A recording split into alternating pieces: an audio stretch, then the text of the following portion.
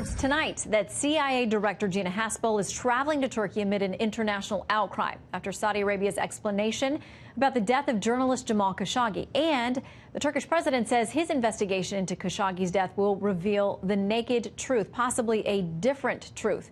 Also tonight, Treasury Secretary Steve Mnuchin meets with the Saudi Crown Prince as he continues to deny any involvement in the killing. But President Trump says he is not satisfied by what he's heard from the Saudis so far. I'm going to know very shortly because I have a great group of people in Turkey right now and a great group of people in Saudi Arabia, and I will know very soon. And I am not satisfied with what I've heard. Joining me now, Fox News contributor, former CIA station chief Daniel Hoffman. Always good to have you with us. Thanks. Okay, so let's start with Turkey because we know the CIA director is en route, if not already there. Erdogan has said he's giving this speech tomorrow, and he is going to publicly lay out what they have found in their investigation so far. So how important that she is there as well? Yeah, I think it was a great move for her to travel to Turkey because the essence of what President Erdogan is going to say tomorrow is based on the intelligence that his intelligence service has collected. The technical surveillance of the consulate, human surveillance, is really the basis, the evidence on which the whole case relies. And I think Director Haspel will be there tomorrow herself firsthand to examine the evidence and to engage with senior Turkish officials. Okay, the Washington Post says this tonight. It says the chief concern for Washington is that Erdogan will reveal details about Khashoggi's killing that implicate Crown Prince Mohammed bin Salman, who has been a key ally for the Trump administration. I mean, listen, they're in a tough spot, but the president has said repeatedly, we're sending our top people over there. We know that Secretary Mnuchin's over there. Now the CIA director, he says, we want to know the truth. Right, and that is the key question we've been asking since this began. Who gave the order to send these 15 Saudis on the Gulf Stream to essentially to murder Khashoggi?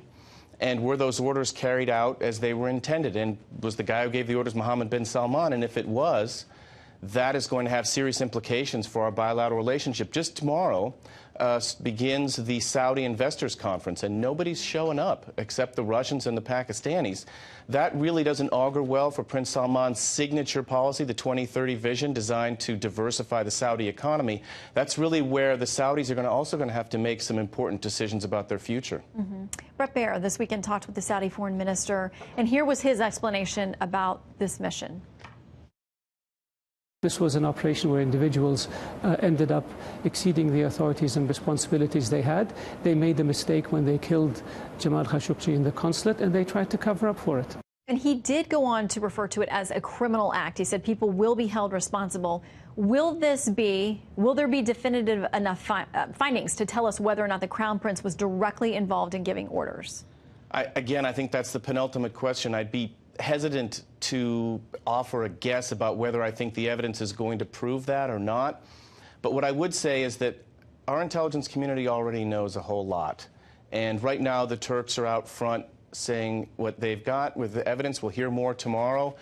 But I think there's going to be a lot more work to do. And one of the reasons why Secretary Pompeo flew to Riyadh and pressed the Saudis, I think partly was because we kind of know a lot about what happened, and we're trying to get them to do the right thing with some transparency. We know that at the beginning, they had said that Khashoggi simply walked out of the consulate, which wasn't true. And then this odd description of a brawl which erupted with one guy against 15. Yeah. So there's still a lot of truth to get to here. I want to quickly ask you before we go about Russia, about the president's decision to pull out of the INF treaty. He says we're going to build up our nukes until they come to their senses. We're just going to keep doing it so nobody can challenge us. Yeah, this is a good bit of Kremlin theater. Going back to 2007, Vladimir Putin said that the INF treaty wasn't very good for Russia. He needs intermediate-range nuclear forces to deal with Europe and to deal with China as well.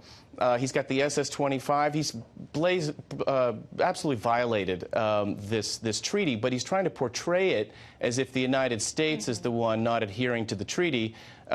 Russia likes to say that we're committed, that Russia is committed to a multipolar world, and it's the United States that we need to deal with. Nothing could be farther from the truth. I'd really like to see Ambassador Bolton go out and give one of his press conferences from Moscow where he holds the Russians accountable. Yeah. It'll be very interesting to see if that meeting takes place, what we get afterwards. Daniel Hoffman, thank you as always. Thank you.